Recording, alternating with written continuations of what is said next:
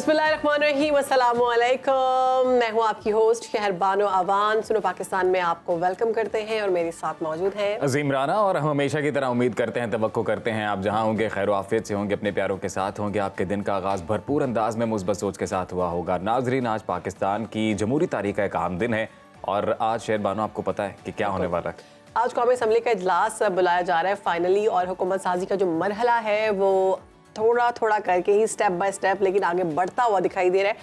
21 रोज के अंदर आपको ये सब करना होता है। जी बिल्कुल, 21 रोज जो है वो आज खत्म हो रहे हैं के बाद बिल्कुल। हाँ। जब इलेक्शन कमीशन नोटिफाई कर देता है तमाम रिजल्ट्स को, उसके 21 दिन के अंदर सदर पाकिस्तान की जानिब से कौमी असम्बली का इजलास बुलाया जाना लाजिम है। सदर पाकिस्तान, अच्छा, ये सदर पाकिस्तान के साथ और हुकूमत के साथ ये मामलात कितने अरसे से चलते आते हैं कि पहले इनकार किया जाता है, फिर उसके बाद इकरार होता है, फिर कोई ना कोई चीज़ दिखाई जाती है, उसके बाद फिर मामलात नॉर्मलाइज होते हैं। दिखाया जाता है मतलब कुछ जैसे उनको आर्टिकल 6 का कहा गया कि आप पे खिलाफ वर्जी लग सकती है, गद्दारी का मुकदमा चल सकता है। बिल्कुल, अगर आपने ये इजलास ना बुलवाया तो उसके बाद अब ये हुआ कि सदर मुमलिकत की जानिब से आज 10 बजे इजलास बुला लिया गया है। तो सूबों में हुकूमत साजी के बाद कौमी असम्बली में भी नई हुकूमत की तश्कील का मरहला शुरू हो गया है। सर जंग के बाद सदर मुमलिकत डॉक्टर आरिफ अलवी ने कौमी असम्बली का इजलास आज सुबह 10 बजे बुला ही लिया है, तलब कर लिया है, और आज 16वीं कौमी असम्बली का इफ्तिताही इजलास होने जा रहा है। 9 मुंतखब अरकान असम्बली इस्लामाबाद पहुंच गए हैं थोड़ी देर बाद, यानी कि 10 बजे इजलास बाकायदा जो है वो शेड्यूल है और हम उम्मीद ये करते हैं कि इजलास अपने वक्त पर शुरू हो।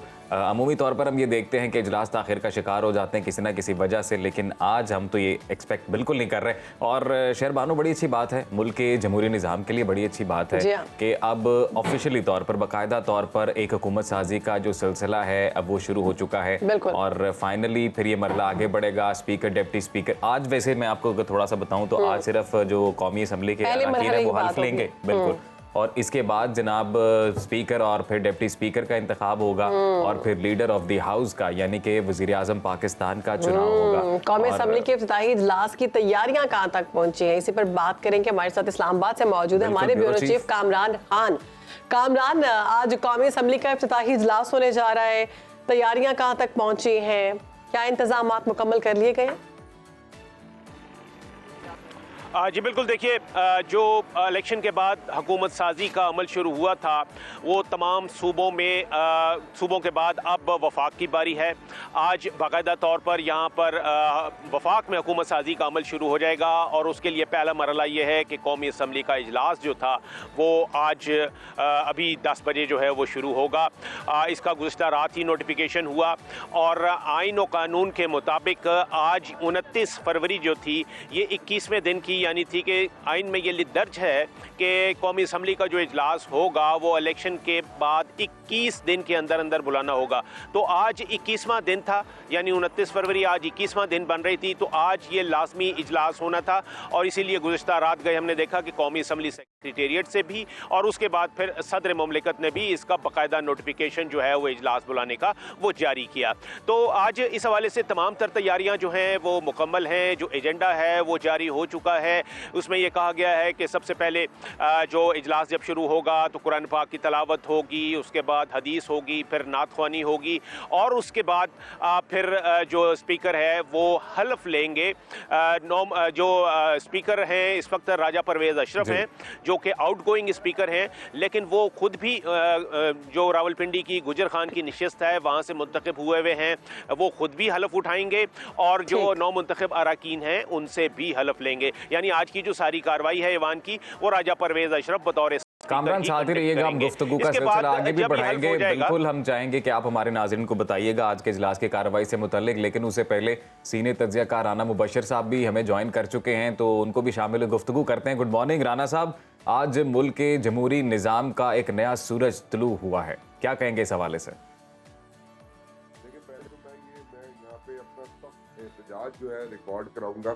अच्छा, कि आपके साथ जो ऐवान साहब बैठे हुए हैं, ऐवान साहिबा बैठी हुई हैं, उन्होंने राजा साहब आपको बहुत अंडर प्रेशर किया हुआ है। क्या? ठीक है, क्या किया हुआ है?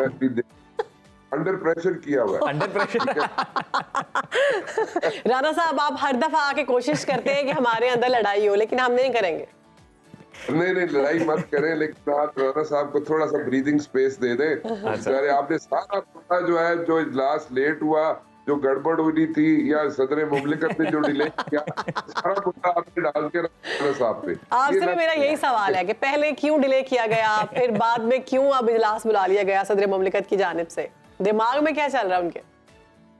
असल में देखिए मसला ये है कि सदर मुमलिकत एक नफीस आदमी है और मसला ये है कि उन्होंने वापस जाना है, उनका टेन्योर खत्म हो रहा है, उन्होंने अपनी इनिंग्स जो थी वो खेल ली है, अब उन्होंने वापस अपने पीटीआई के लोगों के दरमियान ही जाना है। शुरू में बड़े इख्तलाफात थे, शुरू में जो एक्सपेक्टेशंस थी पीटीआई की और पीटीआई की लीडरशिप की, इमरान खान की जो एक्सपेक्टेशंस थी उस पे सदर मुमलिकत कई जगहों पे वहां पे ऐसा दिखाई दिया कि डिफेंसिव पे चले गए बहुत। तो वो अब उन्होंने तो उन्होंने एक स्टैंड लिया कि जनाब रिजर्व सीट्स जो है उसका जनाब कोई ना कहीं पता चल जाए, उसका कोई शेप अप हो जाए चीजें, तो then he would like go for the ये इजलास जो है उसको बुला लेंगे। लेकिन वो ठीक है, लेकिन at the very same time सदर मुमलिकत साहब को मैंने एक रिक्वेस्ट की थी और चीफ इलेक्शन कमिश्नर साहब को भी रिक्वेस्ट की थी कि जब भी चीफ इलेक्शन कमिश्नर साहब या लॉ डिपार्टमेंट जो है पाकिस्तान का वो अगर जाके सदर मुमलिकत को ब्रीफ करता है तो फिर शायद उनको क्लैरिटी आ जाती है। सही। सो मेरे ख्याल में वो एक मीटिंग जो थी वो मेरे ख्याल में कंडक्ट हो चुकी है, इसीलिए उन्होंने इजलास बुलाया है। सदर पाकिस्तान को आईनी या कानूनी एतबार से कोई क्लैरिटी नहीं थी या फिर कोई सियासी मामला था, वो सियासत करना चाह रहे थे? देखिए ना, वापस जाना है ना पीटीआई की फोल्ड्स में, पीटीआई के वर्कर्स के पास, पीटीआई के सपोर्टर्स के पास, लीडर्स के पास, और हर टीयर के लीडर्स जो है उनके पास जाना है उन्होंने वापस। तो जब उन्होंने वापस जाना है तो उन्होंने अपनी स्पेस भी तो बनानी है ना, क्योंकि पीटीआई ने ही उन्हें यहाँ पे ला के बिठाया था ना, और जहाँ पे एक्सपेक्टेशन उनके साथ बहुत ज्यादा थी, पिन की हुई थी पीटीआई की लीडरशिप ने, जहाँ पे उन्होंने कई जगहों पे अब वो लीडरशिप वो जो एक्सपेक्टेशंस एक्सपेक्ट करनी थी इनसे वो पूरी नहीं हुई, तो अब जाते जाते उन्होंने कुछ ना कुछ तो जरूर करना था ना। और वैसे भी अगर देखा जाए तो अभी तक क्लैरिटी नहीं आई थी। जो क्लैरिटी है कि रिजर्व सीट्स की जो आनी चाहिए वो नहीं आई अभी, तो वो उनके पास रीजन था, प्रेसिडेंट साहब के पास भी रीजन था, but at the very same time अगर वो थोड़ा और डिले करते तो ये जो प्रोसेस है जो कि टू बी वेरी ऑनेस्ट अगर ये चल जाए तो बहुत अच्छा है। We are keeping our fingers crossed. इस पॉइंट पे मजीद भी बात करेंगे हम, जो मखसूस नशिस्तों वाला मामला बना है सुन्नी इत्तेहाद काउंसिल की, लेकिन उससे पहले कामरान खान से जान लेते हैं कि आज इजलास का शेड्यूल क्या होगा, इजलास वक्त पे शुरू होगा, इस्लामाबाद की फजाएं इस हवाले से क्या कहती हैं, कैसा माहौल है? जी बिल्कुल, उम्मीद तो यही है कि ये इजलास 10 बजे शुरू हो जाएगा और इस हवाले से तमाम तर तैयारियां जो हैं वो भी मुकम्मल हैं।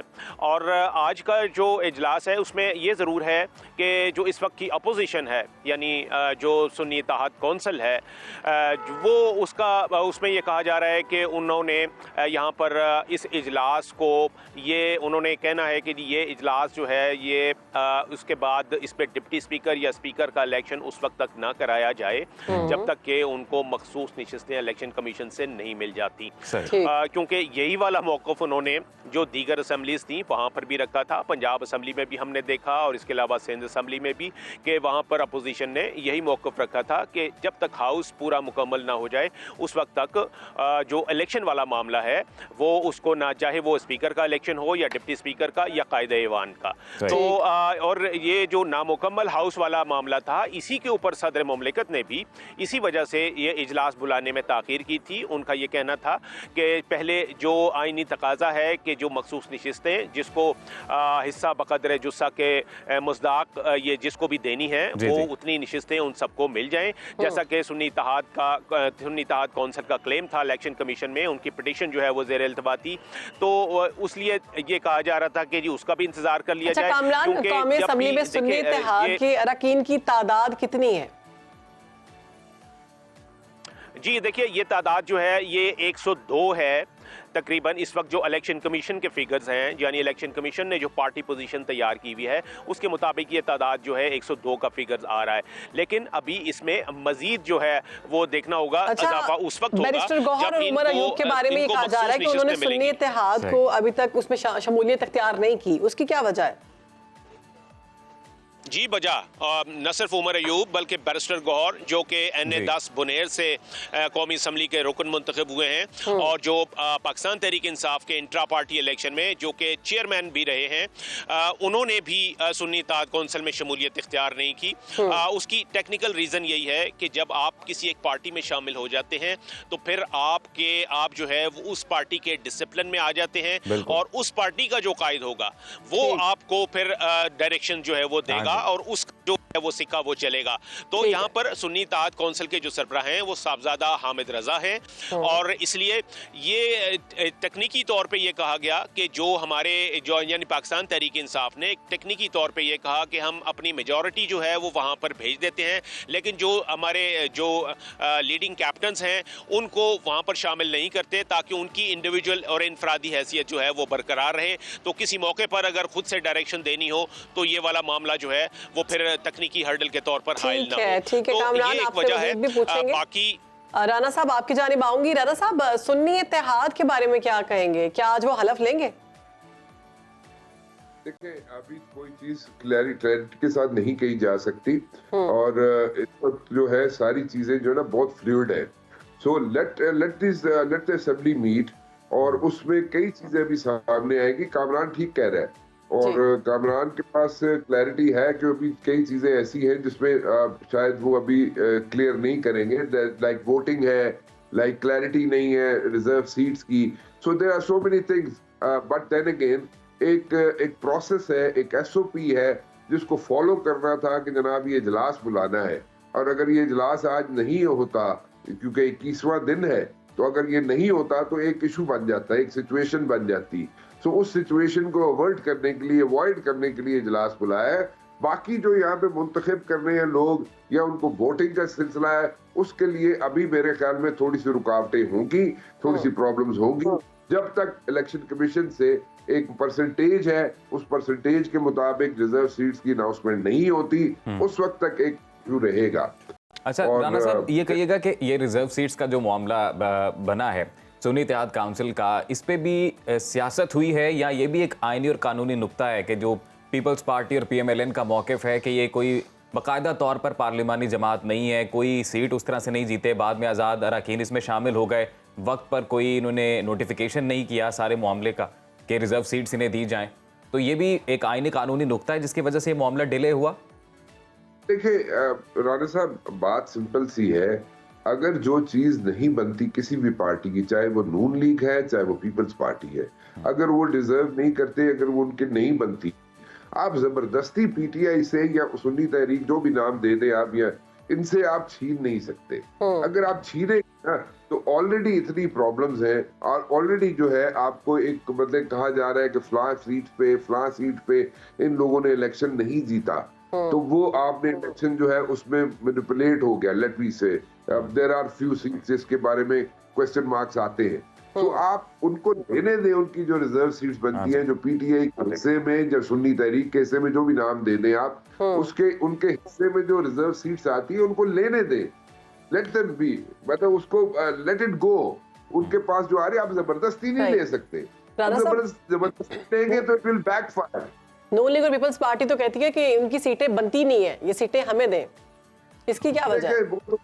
वो तो आप देखें ना, जो आप तो इधर से खींचा तानी है ना, नून लीग कहेगी हमें दें, उधर पीपल्स पार्टी कहेगी हमें दें, वो ठीक है, उनका वो अपना राइट है, जिस तरीके से मर्जी हैंडल करें इन चीजों को, बट देन अगेन एक परसेप्शन जो बना हुआ है ना वो मजीद खराब होगा। इसलिए मैं कह रहा हूँ पीपल्स पार्टी या नून लीग का जो परसेप्शन कुछ सीटों पे जो बना हुआ है, जहाँ पे क्वेश्चन मार्क रेज होते हैं कि जनाब यहाँ पे ये सीटें नून लीग के फला लोग जो है वो नहीं जीते हुए, या पीपल्स पार्टी के फला लोग नहीं जीते, let it go, you know, Sunni Tehreek के पास जाती है, PTI का नाम बिल्कुल। और इस सारे मामले पर राना साहब ये जो उसका फैसला है वो महफूज भी कर लिया इलेक्शन कमीशन ऑफ पाकिस्तान ने, तो उम्मीद यही कर रहे हैं, तवक्को कर रहे हैं जल्द से जल्द सिचुएशन मजीद क्लियर हो जाए।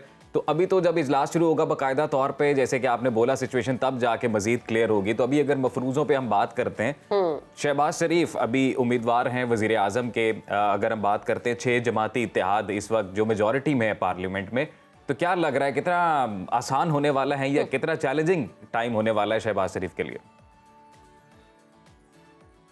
एक स्मूथ सेलिंग होगी, शहबाज शरीफ साहब को वजीर आजम बनने के लिए या जो रिक्वायर्ड उनके नंबर्स हैं वो पूरे हैं, ठीक है। आप देखें, इसीलिए अगर रिक्वायर्ड नंबर्स ना होते तो ये जो गिले शिकवे जो हो रहे हैं एमक्यूएम की तरफ से वो आप लोगों के सामने, हम लोगों के सामने ना आते वो, ठीक है। तो वो की जो ऑडियो लीक्स हो रही है या वीडियो लीक्स हो रही है वो आप लोगों के हमारे सामने ना आते, उनके नंबर्स पूरे हैं। It's a power game. Power game में अगर नंबर्स पूरे हैं तो if you are not required तो वो उसमें लोग रिलक्टेंट होते हैं उनकी तरफ जाने को कि भाई किस एवी है, इन्होंने फाड़ के सी मिनिस्ट्रियां दे देना मांगे, ठीक है, इन्होंने अकोमोडेट करिए तो किस खाते करिए, और थोड़े लोग ने अकोमोडेट करना, ये माइंडसेट होता है, उसमें मुश्किल हो जाता। उनके नंबर्स पूरे हैं, देखें Shahbaz Sharif will be the prime minister, very smooth sailing मिलेगी। ओके, ठीक है। कामरान, मैं आपकी जानिब आऊंगी, ये बताइएगा स्पीकर और डिप्टी स्पीकर का चुनाव आज ही होगा और हुकूमत की जानिब से कौन उम्मीदवार सामने आया है? नहीं जी, आज जो है वो सिर्फ ओथ होगा और ओथ के बाद रोल साइनिंग होगी, यानी हर रुकन जो है वो रजिस्ट्रेशन अपनी करेगा और साइन करेगा वो अपना रोल के ऊपर। लेकिन जो उसका शेड्यूल है वो भी आ चुका है, वो कल, यानी स्पीकर और डिप्टी स्पीकर का जो इलेक्शन है वो कल होगा। और ये बात जहन में रहे कि ये वाला इलेक्शन जो होता है स्पीकर का और डिप्टी स्पीकर का, ये खुफिया रायशुमारी के जरिए होता है, यानी इसमें जो वज़ीर आज़म का इलेक्शन है कायदे का, वो तो डिवीजन ऑफ हाउस और शो ऑफ हैंड के जरिए होता है। लेकिन ये वाला जो इलेक्शन है स्पीकर और डिप्टी स्पीकर का, ये जो है वो जिसे कहते हैं कि ये खुफिया रायशुमारी के जरिए होता है। लेकिन जैसा कि अभी राना साहब ने बताया कि इन तमाम चीज़ों में, यानी इन तमाम मुकाबलों के लिए जो अभी तक हमने किसी असम्बली में अपसेट नहीं देखा, यानी ऐसा नहीं हुआ कि कोई यानी जिसको जितनी तादाद हासिल थी वोटों की, उसने उसी हिसाब से इलेक्शन जो है वो जीता है। तो इसलिए कोई अपसेट हमें नजर नहीं आया। यहाँ पर भी असेंबली के लिए, स्पीकर के लिए अयाज सादिक को नॉमिनेट किया गया है पाकिस्तान मुस्लिम लीग नवाज ने, और पीपल्स पार्टी उनको सपोर्ट करेगी और वो बासानी जो है वो जीत जाएंगे, क्योंकि यहाँ पर भी हमें नहीं नजर आ रहा कि कोई ऐसा अपसेट होगा, चाहे वो स्पीकर का इलेक्शन हो या डिप्टी स्पीकर का या इवन कायदे ऐवान का। ठीक है, राना साहब आपकी जानिब आऊंगी। राना साहब, कौमी असम्बली में अपोजिशन लीडर कौन है, किसको देख रहे हैं आप शहर इक़्तिदार में और उसकी राहदारियों में, किसका नाम चल रहा है आजकल? राजा रियाज नहीं होंगे, हमें पछाड़ते भी नहीं है, वो नहीं होंगे। लेकिन देखें उसमें भी मैं आपको बताऊं, इन्होंने ना कार्ड्स जो है ना, सब ने कार्ड्स जो है अपनी छाती के साथ लगा कर रखे हुए हैं। अच्छा। तो वो सारे जो है ओपन नहीं कर रहे, and there are reasons for that, ठीक है। They are playing very safe, ठीक है। जो सुन्नी तहरीक कह दें या पीटीआई वाले कह दें, ये बड़े तरीके से चलने की कोशिश कर रहे हैं, क्योंकि उनके लिए कोई कंड्यूसिव एनवायरनमेंट नहीं है, ठीक है। नाम बहुत से हैं, नाम तो 2-3 चल रहे हैं, लेकिन देन अगेन वो फिर भी छाती के साथ इसलिए लगा के बैठे कि बाहर जावड़ के बंदे ना फड़े जावड़। वैसे राना साहब, किनको होना किनको चाहिए, कोई ख्वाहिश? To tell you very honestly, you know, it's kite flying वाली बात हो जाएगी, ऐसी हवा में बातें हो जाएगी, लेकिन the point is कि उनके पास 2-3 उन्होंने बैकअप प्लान्स रखे हुए हैं, ठीक है। एक नहीं तो दूसरा, नहीं तो तीसरा, इस तरह के उन्होंने प्लान रखा हुआ, which is वो ठीक है, फेयर इनफ। उन्होंने अपने तरीके से जो काम करना है वो कर रहे हैं पीटीआई वाले, but then again let's see, उसमें नाम जो है ना फ्लोट करने से इस वक्त ये होगा कि उनके लिए मेरे ख्याल में वो ठीक नहीं होगा। और राना साहब, ऑपोजिशन कैसी होने वाली है? तगड़ी ऑपोजिशन मिलेगी? ऑपोजिशन तगड़ी होगी राना साहब, ऑपोजिशन तगड़ी होगी। ऑपोजिशन के आगे जो है ना, मैं ये जरूर कह सकता हूँ कि देखें, इमरान खान साहब नो कॉन्फ्रेंस मूव जब उनके खिलाफ हुई थी, उस वक्त ही अगर असेंबली में बैठ जाते, मैं तो इस चीज के हक में था। मैं हमेशा कहता इन्होंने इमरान खान साहब को नो कॉन्फ्रेंस के बाद और पीटीआई को नो कॉन्फिडेंस के बाद असेंबली में बैठना चाहिए था। बिल्कुल। असेंबली में बैठते तो आज सिचुएशन बहुत डिफरेंट होती, लेकिन नहीं बैठे। लेकिन अब जो होगी यहाँ पे ऑपोजिशन, वो बहुत स्ट्रांग होगी, आई वुड से, क्योंकि वो इस तरह चेक रखेगी हुकूमत पे कि one wrong move from the government and they are going to have it, you know, वो इस किस्म का चेक रखे। राना साहब, सीरियस ऑपोजिशन के तौर पर देख रहे हैं आप पीटीआई को? मेरे ख्याल में काफी कुछ सीखा है, कुछ वो जो था ना, एक इम्प्रेशन था पीटीआई का कि जनाब मम्मी डैडी यहाँ पे सारे असेंबलियां तोड़ दी बस, वो जो इम्प्रेशन है वो किसी हद तक डिफ्यूज हुआ है। किसी हद तक डिफ्यूज हुआ है पीटीआई का। सो मेरे ख्याल में पीटीआई जो है एज ऑपोजिशन के अंदर वो बहुत बेहतर तरीके से चलेगी और काफी कुछ सीख चुके हैं। पिछले कुछ अरसे से उन्होंने बहुत हीट फेस कर चुके हैं, बहुत रगड़ा खा चुके हैं, तो वो काफी चीजें जो है वो सीख चुके होंगे। अच्छा, और भी राणा साहब, अभी हम लोग ये जो 6 जमाती इत्तेहाद इस वक्त हमें नजर आ रहा है असेंबली में, उसको भी थोड़ा एनालाइज करने की कोशिश करते हैं। बड़ी जमात है पाकिस्तान पीपल्स पार्टी, उनकी इस स्ट्रैटेजी को आप किस तरह से देखते हैं कि पीएमएलएन का साथ भरपूर अंदाज में दिया जाएगा लेकिन हुकूमत साजी का हिस्सा नहीं बनेंगे? वो ऐसे राणा साहब देखें, जो पीपल्स पार्टी के बैक ऑफ द माइंड में जो मुझे बात समझ आती है, दो चीजें। एक चीज तो ये है वो इस वक्त जो है वो कैबिनेट का या मिनिस्ट्रीज जो है फेडरल गवर्नमेंट में इसलिए नहीं ले रहे। एक तो रीजन उनका ये हो सकता है कि वो चाहते ही है कि जितने ये कॉन्स्टिट्यूशनल पोस्ट है, जैसे प्रेसिडेंट की पोस्ट है, चेयरमैन सेनेट की पोस्ट है, गवर्नर करने हैं उसके बाद, सो ये सारी चीजें जब ये इन प्लेस आ जाए उनके बंदे, तो फिर उसके बाद वो सोचेंगे। लेकिन उसके साथ साथ उनके बैक ऑफ द माइंड में ये चीज भी जरूर है कि ए खेड़ अभी लंबी चलनी नहीं, ठीक है। तो इसलिए वो भी उनके बैक ऑफ द माइंड में है कि सारी जो अभी जो तूफान आना है महंगाई का, तो महंगाई का तो है वो पीपल्स पार्टी क्यों अपने सर पर ले, तो वो भी उन लोगों के साहब भी आपने बड़ी इंटरेस्टिंग बात की है कि उनको ये रियलाइजेशन है कि ये खेड़ जो है इतनी लंबी नहीं चलेगी। तो इसकी क्या वजह है?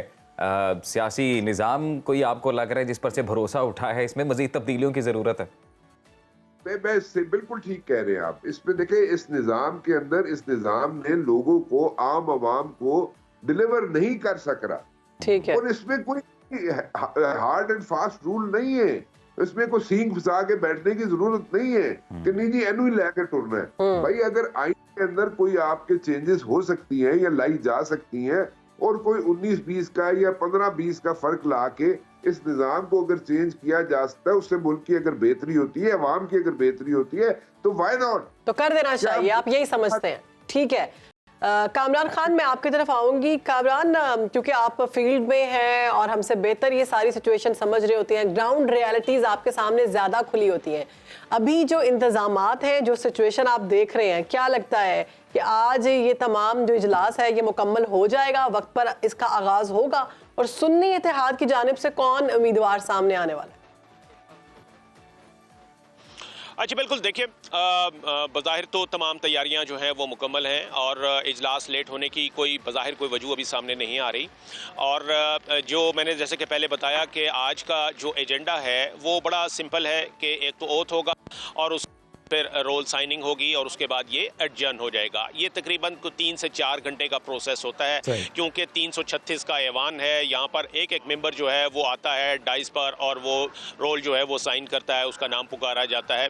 तो ये है। उसके बाद जो यानी कि जो इलेक्शन वाला मामला है वो कल से शुरू होगा, यानी स्पीकर का इलेक्शन और फिर डिप्टी स्पीकर का इलेक्शन, और उसके बाद डे आफ्टर टुमारो हम देखेंगे कि कायदे ऐवान जो है उनका इंतखाब होगा और मुल्क के नए वज़ीर आज़म जो हैं वो उनका इंतखाब किया जाएगा। और वो अभी तक की जो सिचुएशन सामने आई है, जो नंबर गेम हमें हासिल है, उसके मुताबिक वो बासानी उनके पास वोट पूरे हैं। वो शहबाज शरीफ जो है पाकिस्तान मुस्लिम लीग नवाज के उम्मीदवार, वो इसमें बासानी जो है वो ये वाला मरहला जो है उसको कामयाबी के साथ अबूर कर लेंगे। तो इस हवाले से देखा जाए तो आज का ये ज़रूर है कि सुन्नी इत्तेहाद कौंसिल, यानी कि जो कि पाकिस्तान तहरीक इंसाफ के ही तमाम अरकान पर मुश्तमिल है, वो सुन्नी इत्तेहाद कौंसिल जो है आज इसमें इस मौके पे अपना जो शो ऑफ स्ट्रेंथ है वो ज़रूर यहाँ पर दिखाएगी, इसलिए कि उन्होंने हमें पता चला है कि यहाँ पर बाकायदा नारेबाजी भी होगी। यहाँ पर किसी एक कैदी के हक में नारे भी बुलंद किए जाएंगे, और ये भी कहा जा रहा है कि शायद एक जो शेड्यूल तय किया गया था, हमें ज़राए ने बताया है कि ये तैयारियाँ की थी अपोजिशन ने, उसके मुताबिक उन्होंने अपने जो पाकिस्तान तहरीक इंसाफ के रहनुमा हैं उनकी तस्वीरें भी वो शायद यहाँ पर पोर्ट्रेट की सूरत में हर मेंबर जो है वो अपने साथ आएगा। जिस तरह से कि आपने देखा था कि जो पंजाब असम्बली का इजलास हुआ था तो वहाँ पर जो अरकान पाकिस्तान मुस्लिम लीग नवाज़ के रहनुमा थे नवाज शरीफ, उनकी तस्वीर, उनके पोर्ट्रेट जो थे वो लेकर आए हुए थे। तो आज यहाँ कहा जा रहा है कि जी बिल्कुल 10 बजे का वक्त दिया गया है जी, कुछ ही देर में बाकायदा तौर पर इजलास जो है वो शेड्यूल है और अब देखते हैं कि ये इजलास टाइम पर शुरू होता है तो फिर क्या सूरत हाल होती है। अब तक की तफसीलात हमें बता रहे थे कामरान खान, बहुत शुक्रिया। आपसे यकीनन दोबारा रब्ता करेंगे और मजीद सिचुएशन जैसे जैसे अनफोल्ड होगी आपसे बात करेंगे। राना मुबशिर साहब हमारे साथ मौजूद रहे, सर आपका बहुत शुक्रिया। यहाँ पर ब्रेक शामिल करते हैं जी, ब्रेक के बाद वापस आएंगे।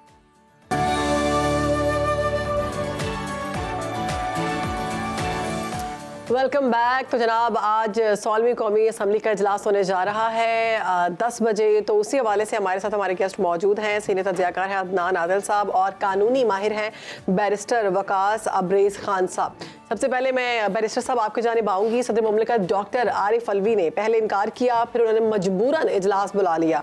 तो सदर इजलास बुलाने पर मजबूर हुए। इसके बारे में ये भी कहा जा रहा है कि अगर वो ना बुलाते तो उन पर आर्टिकल 6 लग सकता था। तो कानून इस बारे में क्या कहता है? देखिए जी, इस मुल्क के अंदर बहुत से लोगों पे बहुत सी जगहों पे आर्टिकल 6 जो था वो लगना चाहिए था। हमने देखा कि पंजाब के अंदर असम्बली में बैठी, एक बारने के बाद में बैठी, एक पंजाब असम्बली में बैठी और स्पीकर की रूलिंग पे बिल्कुल आर्टिकल 6 लगता था। फिर उसके बाद हमने डिप्टी स्पीकर की रूलिंग पे देखा कौमी असम्बली में जिस तरह वोट ऑफ नो कॉन्फिडेंस की रेजोल्यूशन को एक जुम्बुश कलम रद्दी की टोकरी की नज़र कर दिया गया और फिर उसके बाद इलेक्शन की डेट देने के हद तक हो, चाहे वर्कर के अपॉइंटमेंट का ताल्लुक हो, वो तमाम जगह जहाँ पे हमारा आइन जो है वो एक मैंडेटरी ऑब्लिगेटरी कंडीशन इम्पोज करता है किसी भी पर्सनैलिटी के ऊपर या डेजिग्नेशन होल्डर के ऊपर, अगर वो अपनी का आइन मंशूब दस्तूर या झंडा नाफिज करने की कोशिश करे और आइन पाकिस्तान के किसी भी प्रोविजन या आर्टिकल को जो है वो सबोताज करता है, हेल्ड इन अबेंस रखता है, मुअत्तर करता है, तो मेरे ख्याल में हमारे मुल्क में जब तक हम प्रेसिडेंट सेट नहीं करेंगे, एक एग्जाम्पल सेट नहीं करेंगे, तो इसी तरह चीज़ें चलती रहेंगी। हमारे आइन के अंदर 280 आर्टिकल्स हैं तहरीरी तौर पे, या जब हम ब्लैक एंड वाइट देखते हैं ये सारी चीज़ें मौजूद है। बट अनफॉर्चुनेटली जहाँ तक इसके अमलदारी की बात है, इन्फोर्समेंट की बात है, इम्प्लीमेंटेशन की बात है, तो ये वो कागज़ के फूल हैं जिससे गुज़िश्ता 3-4 सालों में हमें बिल्कुल खुशबू नहीं आई। हमने देखा वोट ऑफ नो बैरिस्टर साहब आप ये एक सिचुएशन वाजे कीजिएगा कि अगर सदर ना बुलाते इजलास, अगर वो समरी पर दस्तखत ना करते तो क्या आईनी तौर पर ये इजलास बुलाया जा सकता था? देखिए जी, सेक्रेटेरिएट की तरफ से जहां तक मेरा ख्याल और मेरा इल्म है उसके मुताबिक सेक्रेटेरिएट ने वैसे ही जो है कौमी असम्बली को उन्होंने ये एक नोटिफिकेशन जारी कर दिया था, चूंकि आइन के अंदर एक मैंडेटरी प्रोविजन मौजूद है। आइन का आर्टिकल 91 के अंदर तमाम प्रोसीजर लेट डाउन किया गया है, जो उसकी 4 क्लासेज हैं। फिर प्रोवाइडेड अगर आप पढ़ें तो इन तमाम चीज़ों के अंदर जो है एक तरीकाकार एनंसिएटेड न्यूमरेटेड है कि 21 डेज के अंदर आपने ये सारी चीज़ें मुकम्मल करनी हैं। बिल्कुल, आईनी इस हवाले से वाज़े कि 21 दिन के अंदर इजलास बुलाना लाजिम है। अदनान आदिल साहब, गुफ्तगू मज़ीद आगे ज़रूर बढ़ाएंगे, लेकिन उससे पहले मेरा एक सवाल है बानी PTI को लेकर, और वो ये कि जो खातून ने IMF को लिखा उसमें उन्होंने जो बेल आउट पैकेज है उसे मशरूत किया है गुड गवर्नेंस के साथ। तो बानी PTI के जो नाकदीन है वो ये कहते हैं कि क्या गुड गवर्नेंस सिर्फ उसी सूरत में हो सकती है जब वो इक़्तिदार में हो? नहीं, असल में ऐसा है कि जब IMF ने $3 अरब का एग्रीमेंट किया था पाकिस्तान हुकूमत से, तो उस वक्त IMF का वफ्द जो है वो बानी PTI इमरान खान से मिलने गया था और उनसे भी उनकी रजामंदी हासिल की गई थी और उस वक्त उन्होंने कहा था कि मैं भी इसके हक़ में हूँ बशर्ते के साफ शफाफ इलेक्शन हो। तो अब उन्होंने IMF को वो वादा याद कराया है कि आपने कहा था कि साफ शफाफ इलेक्शन होंगे, लेकिन मेरे ख्याल में नहीं हुए। तो मेरा मुतालबा ये है कि आप ये 30% जो हल्के हैं उनका ऑडिट करा लें। पाकिस्तान की जो तंजीमें हैं इलेक्शन मॉनिटरिंग की, फैफन पाटन वगैरह, पतन वगैरह, और मैं नहीं चाहता कि कोई रुकावट हो IMF के माहदे में पाकिस्तान से, मैं ये बिल्कुल नहीं चाहता, ये उन्होंने वाजे किया है। लेकिन चूँकि आपका वादा था कि साफ शफाफ इलेक्शन होंगे, तो आप उस वादे को पूरा करें और इंश्योर करें कि जो हमारे इलेक्शन हुए हैं उसमें जो रिजल्ट्स आए हैं वो साफ शफाफ। अदनान साहब, आपको नहीं लगता कि इस वक्त इस तरह की स्टेटमेंट देना मुखालिफिन को मौका देना है कि उनकी जानिब से ये कहना है कि ये जो सारा कुछ किया जा रहा है ये मुल्की मफाद के खिलाफ है बानी PTI, क्योंकि इस वक्त मुल्क मुश्किल में है, मईशत हमारी डूबी हुई है? जी, वो तो ये कह रहे हैं कि मैं नहीं चाहता कि कोई रुकावट डले, मतलब आप माहदा करें और पैसे दें। मैं नहीं, उन्होंने बिल्कुल शुरू में वजाहत की है सही। बाकी ये है कि मुखालिफ तो आप कुछ भी ना करें, वो तो आपके खिलाफ बयान देते रहेंगे। उसमें तो सियासत में तो फिर यही होता है कि आप जो भी बात करेंगे उस दूसरा उसका उलट ही करेगा। तो इससे अब आवाम को तो पता है ना कि उन्होंने मैंडेट किसे दिया है और जीता कौन है। तो आवाम भी तो देख रही है, आवाम कोई गूंगी बहरी तो नहीं है या अंधी तो नहीं है, आवाम ने भी आवाम देखा देख रहे है हैं। सब बिल्कुल, अभी जो नंबर गेम है उसका अगर हम जिक्र करते हैं तो एक स्मूथ सेलिंग लग रही है शहबाज शरीफ साहब के लिए। इससे पहले राना मुबशिर साहब हमारे साथ थे, वो भी ये कह रहे थे कि वो भी बिल्कुल स्मूथ सेलिंग है और वो वज़ीर आज़म बन जाएंगे सुकून से। बिल्कुल। तो आपको क्या लगता है कितना टफ टाइम होने वाला है शहबाज शरीफ साहब के लिए? नहीं, नंबर तो पूरे हैं। जो पीपल्स पार्टी और नून लीग का इत्तेहाद है उसे सादा अक्सरियत हासिल है और एमक्यूएम की भी ज़रूरत नहीं है, लेकिन ज़्यादा मजबूत बनाने के लिए हो सकता है वो आज फजलुर रहमान साहब से भी दरख्वास्त कर रहे हैं कि वो भी वोट दें। उनके भी 7-8 मेंबर्स हैं और छोटी जमातें हैं, उनसे भी रब्ता कर रहे हैं, क्योंकि सदर का इलेक्शन जो होगा 9 मार्च को, उसमें नंबर ज़्यादा चाहिए होंगे। उसमें चारों असम्बलियाँ भी वोट डालती हैं ना, सूबाई असम्बलियाँ भी और कौमी असम्बली और सेनेट भी। फिर सेनेट के 48 अरकान रिटायर हो रहे हैं, उसके लिए भी सूबाई असम्बलियाँ वोट डालती हैं, उसमें भी ज़रूरत पड़ेगी दूसरी पार्टियों की। तो शहबाज शरीफ तो वज़ीर आज़म बन जाएंगे, उनको सरकारी मशीनरी की सपोर्ट हासिल है, पीपल्स पार्टी की सपोर्ट हासिल है, उसमें तो कोई मसला नहीं है। लेकिन चैलेंज उनको ये नहीं होगा कि नंबर पूरे नहीं है। चैलेंज उनके लिए ये होगा कि जो पीटीआई के या सुन्नी इत्तेहाद कौंसिल के वहाँ पे अरकान मौजूद हैं, वो वहाँ पर जाहिर है कि प्रोटेस्ट करेंगे, शोर शराबा मचाएंगे। हमारे यहाँ आपको पता ही है कौमी असम्बली में बहुत शोर शराबा मचता है, नारेबाजी होती है, एक दूसरे के खिलाफ तानाजनी होती है, एक दूसरे पर इल्ज़ामात लगाए जाते हैं। तो खासे हंगामा खेज इजलास हुआ अदनान साहब और बैरिस्टर साहब, आपसे मेरा एक सवाल है। ये मेरे हाथ में एक मरात का पेज है जिसे पढ़कर मैं हैरान रह गई हूँ। वो है जी, 16वीं कौमी असम्बली के इस्तकबाल की तैयारियां मुकम्मल हैं। 9 मुंतखब अरकान असम्बली की तनख्वाहों और मर्रात के लिए 1.5 अरब रुपए के मालियाती बजट की सिफारिशात तैयार कर ली गई हैं। और एक लंबी लाइन है जिसमें अगर मैं छोटा सा बताऊं तो वो ये है कि आपको 25 बिजनेस क्लास एयर टिकट्स मिलेंगी, 3 लाख मालियत के ट्रैवल वाउचर्स मिलेंगे बमा अहलो अयाल, और आपको ब्लू पासपोर्ट की सहूलत भी मिलेगी। तो बैरिस्टर साहब और अदनान साहब, मुझे ये बताइएगा कि ये मुल्क जिसकी मईशत तबाह हाल है, क्या ऐसी सूरत में भी ये मराद दी जाती है? आप मुझसे पूछ रही हैं तो मैं कहूँगा कि देखें, उनकी इतनी खिदमत हैं, वो आवाम की खिदमत करते हैं, दिन रात उनके भलाई का सोचते हैं, उनके अच्छाई का सोचते हैं, उनकी खिदमत करते हैं, उनसे मेल जोल रखते हैं, उनके मसाइल हल करते हैं। तो ये तो बहुत छोटा सा नजराना है जो कौम उनकी खिदमत में पेश करती है। उनकी खिदमत तो इससे कहीं ज़्यादा बढ़कर हैं। और इसके अलावा बहुत से ठेकेदारों को उन्होंने ठेके भी दिलवाने होते हैं। और आपको पता है ये तो एक मामूली सा एक आटे में नमक के बराबर चीज़ें हैं जो आपके सामने आई हैं। इसके अलावा भी बहुत से बैरिस्टर साहब, आप क्या कहेंगे इसके बारे में? साहबानो, मैं ये समझता हूँ कि जब अबू बकर सदीक खलीफा वक्त बने तो आपने अपनी तनहा रियासत की मजदूर की तनहा के बराबर रखी थी। और आपसे जब पूछा गया था कि आप यहाँ के पैरामीटर्स में गुजारा कर लेंगे तो आपने कहा कि अगर मेरा गुजारा नहीं होगा तो मैं समझूंगा कि मेरे रियासत के मजदूर का भी गुजारा नहीं होगा, मैं अपनी भी तनहा बढ़ा लूंगा, उसकी भी तनहा के अंदर इजाफा करूंगा। तो मैं ये समझता हूँ कि हम नारों की हद तक, बातों की हद तक, वादों की हद तक, और जब अपना मंसूब रखते हैं फिर हम चिकनी चुपड़ी बातें करते हैं, सबस बात बैरिस्टर साहब, माजरत के साथ अभी हमें ब्रेक लेनी पड़ रही है। ब्रेक के बाद यहीं से कंटिन्यू करेंगे। एक छोटी सी ब्रेक के बाद हाजिर होते हैं।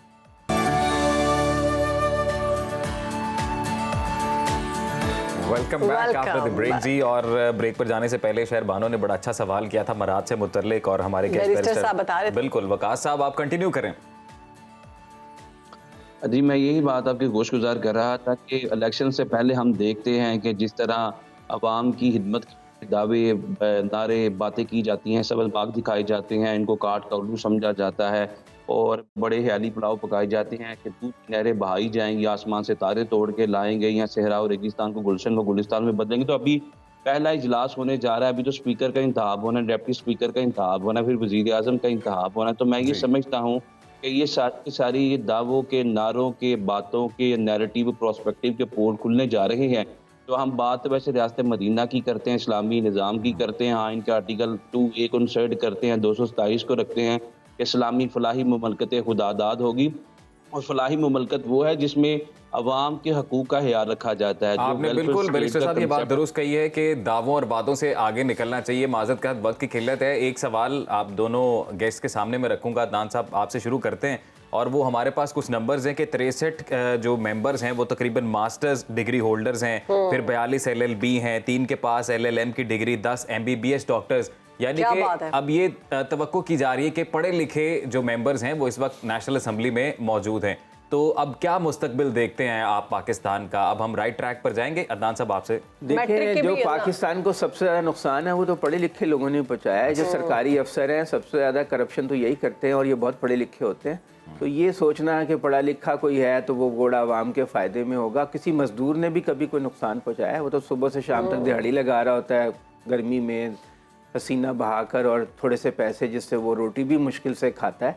तो ये जो अवामी नुमाइंदगी है, इसमें तालीम से ज़्यादा इखलास की ज़रूरत होती है, नेक नियति की ज़रूरत होती है कि आप अवाम के मुफादात का तहफ़्फ़ुज़ करें। बाकी पढ़े लिखे लोग टेक्नोक्रेट तो मिल जाते हैं, फिर वो आगे वो काम करते हैं। अमेरिका में सदर रेगन थे, उन्होंने, वो कोई ज़्यादा काबिल आदमी नहीं थे, लेकिन उन्होंने अपनी टीम बहुत ही आला पढ़े लिखे और अदनान साहब 9 अरकान मैट्रिक तक तालीम याफ्ता भी है। हाँ, ये तो भी बता ठीक है, वो अगर वहाँ पे अवाम के साथ राब्ते में रहते हैं, अवाम के मुफादात का तहफ़्फ़ुज़ करते हैं, उन्हें उनका काम तो ये है कि अवाम की आवाज़ उठाएं, अवाम की उमंगों आरजुओं की तर्जुमानी करें। उनका काम कोई PhD करना, फ़लसफ़ा झाड़ना नहीं होता। हाँ जी। वो तो मोटी बात उनका काम है कि अपने अवाम के मुफादात का तहफ़्फ़ुज़ करें। ये तालीम का जो तसव्वुर हमारे जहन में आ गया है, और आपको पता ही है पाकिस्तान में तो डिग्री याफ्ता जाहिल बहुत ज़्यादा तादाद में है। डिग्रियाँ लोगों के पास बहुत हैं, लेकिन उनके पास डिग्री से इल्म ज़्यादा की बहुत कमी होती नियत है। मैटर करती है। तो बैरिस्टर साहब आप क्या कहेंगे इस हवाले से कि जो 16वीं कौमी असम्बली अब आने वाली है इंशाल्लाह से, तो क्या उम्मीद की जाती है? पाकिस्तान अब मज़ीद तरक्की की राह पर गामजन होगा? देखिए, मैं ये समझता हूँ कि जो आपने लेजिस्लेचर की बात की है, हमारे जितने भी लेजिस्लेचर्स बैठेंगे, वैसे ही तो इनका काम कानून साजी करना, और कानून साजी करने के लिए मेरा ख्याल में पढ़ा लिखा होना ज़रूरी है। बस वेरी अनफॉर्चुनेट ये चीज़ें इसी तरह चलती आ रही हैं, और थोड़ा थोड़ा with the passage of time हम बेहतरी की तरफ जा रहे हैं। एक बात ज़रूर कहूँगा कि हम कैसे इसको मज़ीद बेहतर कर सकते हैं, जब तक हमारे सियासतदान अखलाकी पहलू से मजबूत नहीं होंगे।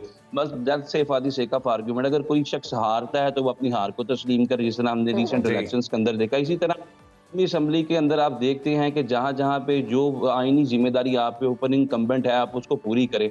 लास्टली मैं एक बात जरूर करूंगा, डाइसी से कहा गया था कि आपके मुल्क के अंदर जो है, यूके के अंदर आइन मौजूद नहीं है, आपका गैर तहरीरी आइन है, तो ये कहाँ पर है? तो उसने कहा था it has written on the hearts of people. हमें किसी तहरीरी आइन की जरूरत नहीं है, क्योंकि हम मॉरल इतने मजबूत है कि आइन जो है हमारे लोगों के दिलों पे, इनके जहानों कलूब पे सख्त है।